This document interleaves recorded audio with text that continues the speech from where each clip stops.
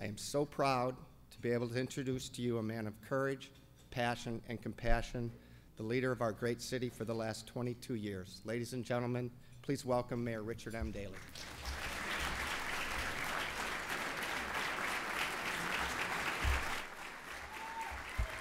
Thank you very much.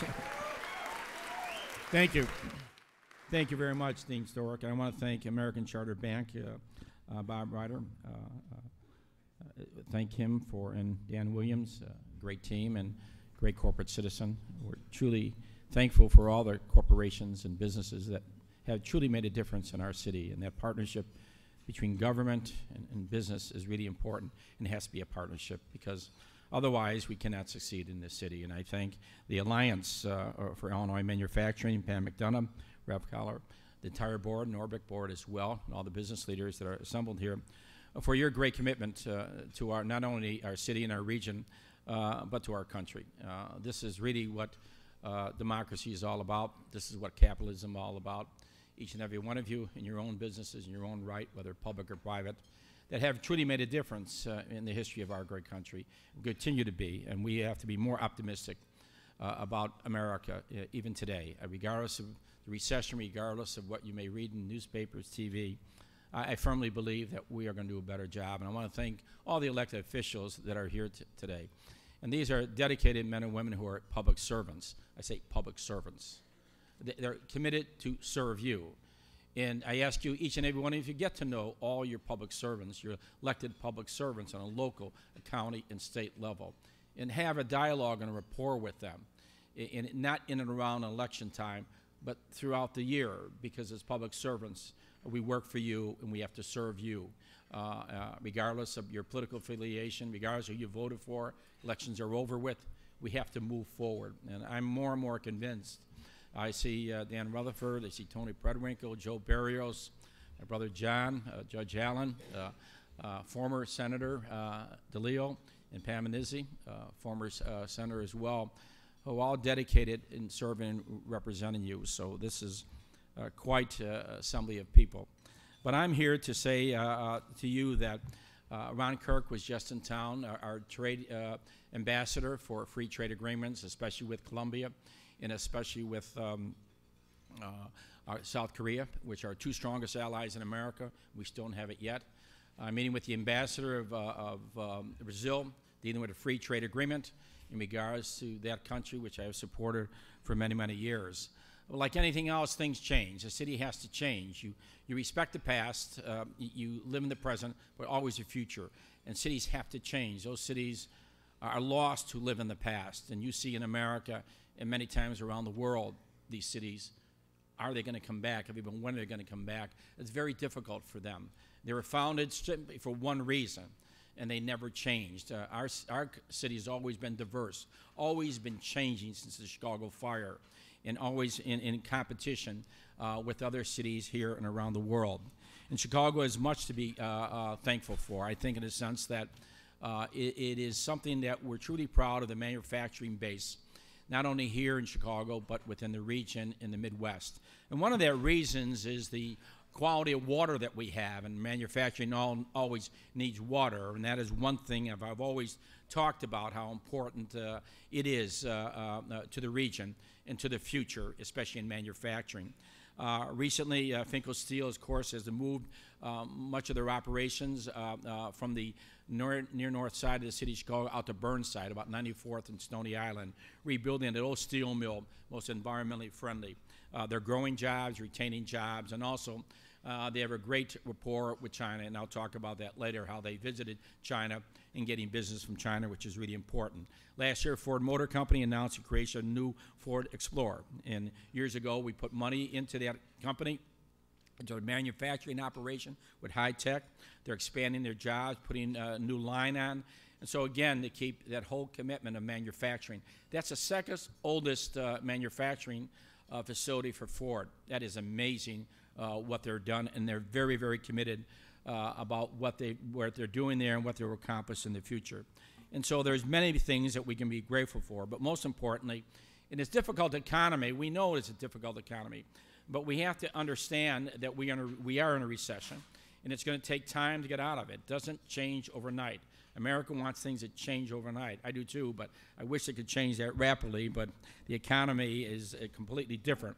And there's a lot of people who have suffered over the years, and that's why you have to have a vision, you have to have a plan, and be able to execute that vision and plan.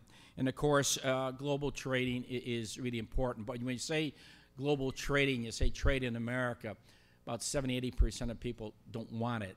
They think we're losing everything because we're trading partners. And we have to really educate your employees and everybody else how important global trading is, and global investments into America, and vice versa, global investments from America into the rest of the world. And if we shut our borders down and we isolate ourselves, it's going to be very difficult for America to compete in the global economy. And that's why I think it is so important that we establish a relationship with the business community. Why is that important? If you go to China, you go to India, you go to Brazil, Indonesia, those governments have married business. And there's a marriage there. They are part and parcel of the operation of their business. Now, we don't like that, but that's a fact of life, and you're never going to change that. My position is that how do we make local, county, state, and federal government a pathway for businesses to compete in a global economy? And that's what we have to have. We all have laws. We all have regulations. We have all these things. But if we don't have that pathway for American business to compete against India, China, Indonesia, and Brazil, it gets very, very difficult then.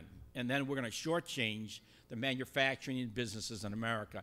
And that's what we have to get. Everybody has to give a little bit. Everybody has to say, my law, my rule regulation is not as important in what we're doing this. It's not for the safety. It's not for the health. Why are we having this? And that's the pathway has to be done. I recently visited China for about almost 2 weeks. And to me, with a group of business leaders, both here in Chicago and metropolitan area and parts of the state. And we went there, and were highly received. And the reason why President Hu Jintao, the president of the People's Republic of China, visited Washington, D.C. He only selected one city in America to visit, and that was Chicago. And when he came here, we met him at the airport, my family and everyone, and then in turn, we had a dinner with business leaders throughout the metropolitan area and governors throughout the Midwest. I wanted to make sure that governors came throughout the Midwest as well, and business leaders and others that came here. After that, he visited a school, the Walter Payton School. In the Chicago Public Schools, we have the largest language program for Chinese, Russian, and Arabic. Now think of that in this day and age. We started that many years ago. We're the largest Chinese language program, meeting students, meeting teachers. We bring many teachers across from China that basically work in the Chicago public school system. They learn the culture, the tradition, the history of China.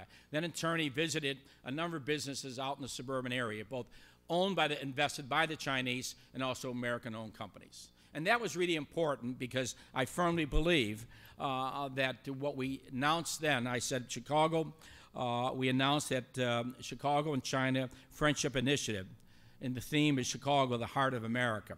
And what we're trying to goal of the campaign is to raise the city's profile as a center for international commerce in the region, I would say, establish Chicago as the most China-friendly city in the United States. Very important friendship. You can have business, but when you have friendship in business, that really makes a difference, and that's why we established that. When we visited China, we visited 5 cities. Of course, went to Beijing, the Minister of Commerce, Minister of Foreign Affairs, the mayor, all the government representatives were there, the sovereign funds, all the wealth funds there were there as well. We visited each one. We talked about Chicago and the region and the Midwest, which is really important. We took a high-speed train all the way to Tianjin. And Tianjin is a large industrial area, rebuilding entirely. It was an old colonial city. At the same time, Motorola's had a plant there since 1983, so amazing. Visiting there, the cooperation between that plant and the city of Chicago and the United States of America. We went to Hangzhou, and right south of there, and see a big operation. The operation here, Chinese investments employ about 5,400 people in the Midwest United States. He has about 400 in Chicago. Corporate headquarters are investing. They're taking factories that were isolated and abandoned, and they're taking them over.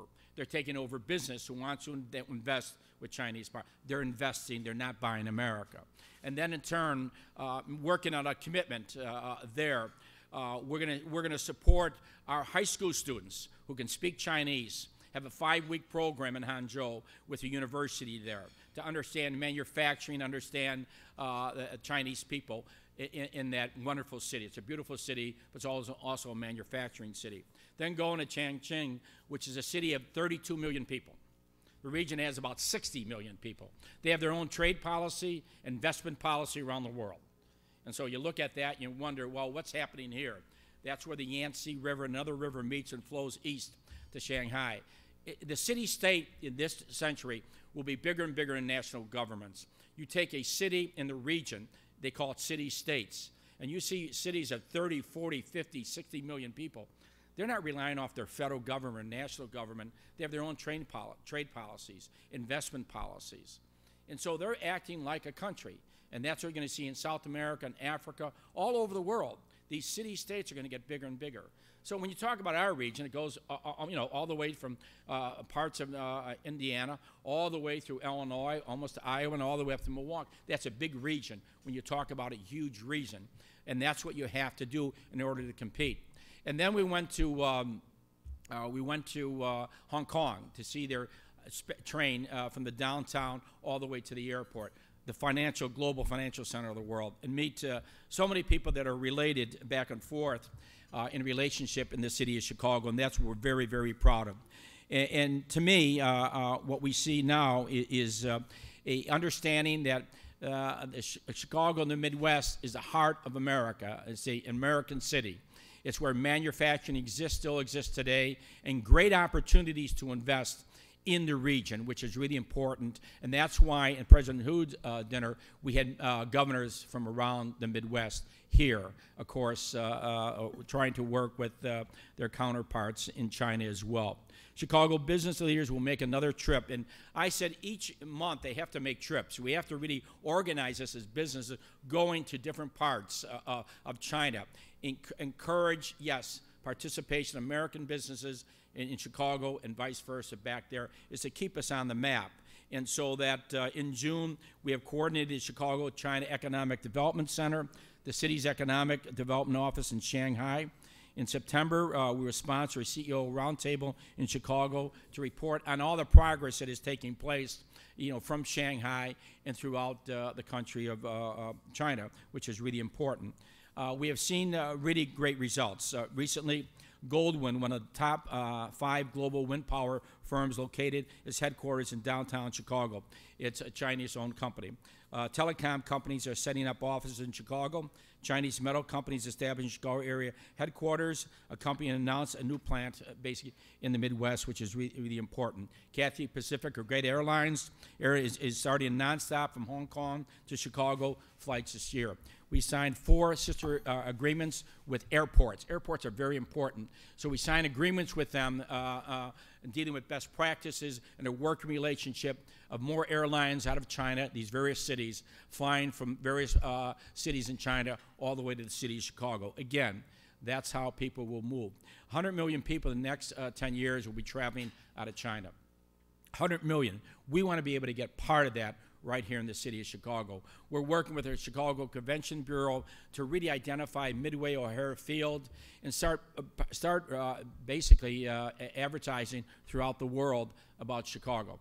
One of the keys about airports is you need a fast train from downtown Chicago all the way to O'Hare Field. We waste so much time going to and from airports, at airports. It's amazing the downtime for business leaders. That train we hope to build will go from the downtown Chicago. You'll check your bags in. You go through TSA downtown. It's to be secured train. It will enter then O'Hare Field in less than 20 minutes. That is the key. And then in turn, you'll leave the train and walk right up to the terminal. You don't have to go through any TSA. That will save the business conventioneers an enormous amount of time. Also, it's the first time airports are isolated. It takes now the airport operation into downtown. That will rebuild our commercial and residential market downtown. In other words, what happened is airports were isolated and never connected, usually by a road, highway system. This is going to be a high-speed train under 20 minutes. Save people an enormous amount of money, be privately managed, And then in turn, we have to be able to open our understanding that we need foreign investments. You can't print money anymore in the federal government. You can't keep borrowing from ourselves to borrow more money to try to pay for government. You can't do that anymore. And so I firmly believe this is the only way. There's people out there, both in America and throughout the world, that have money that want to invest in infrastructure. But in America, it's very difficult. Why? Government thinks they can build everything without the assistance of the private sector. But I am convinced the public has no more money, they can't spend any more money, and they can't invest it in infrastructure, so why don't we go to the private sector? And that's, I firmly believe. Recently, Standard & Poor's has recognized the world's top 10 economic centers. And last year, Foreign Policy magazine ranked Chicago 6th among the global cities. Just think of that. In the Midwest, Chicago, we are 6th global city in the world. That is amazing. And you not only take the city, but you take the region. And they have a number of issues they deal with. Dealing with manufacturing, accessibility, dealing with universities, dealing with education, dealing with hospitals, dealing with infrastructure and all the things that go in to make a great city and a great region. But I am more and more convinced that this region in this country should be much more positive about the future. You know, this country, we've gone through so much internally and externally. Why is it that we don't have the confidence that other people have? In visiting China, I came back. First of all, they love Americans. That's one thing I found, that they love Americans. They're very inquisitive in finding out. They have the largest percentage of students in America visiting. They like to send more tourists here, like anything else, into America. They're all entrepreneurs. They're unbelievable capitalists, and they've done this in 15 or 20 years, and we don't realize. We think we're going back to a country, but it's amazing how quickly they've adjusted in less than 20 years. And we've done the same thing. It took us a little longer time. The urbanization's taken less than 20 years. Ours took 100 years. They've done it in 20 years. A city like Tianjin has gone from a couple million to 32 million people in 20 years. It's amazing. And so that is what's happening so quickly. And so that's why we have to adjust. And adjusting is having confidence. I have confidence in manufacturers, confidence in your workforce, confidence in your creativity, and your willingness to take a chance in business and be able to do that. But that's why the Alliance is so important, that you all can come together, learn from best practices, and be able to rebuild America, you know, block by block and business by business. I firmly believe that. After this, I have a press conference, and everybody talks about government. The press conference will return about $100 million back to the city.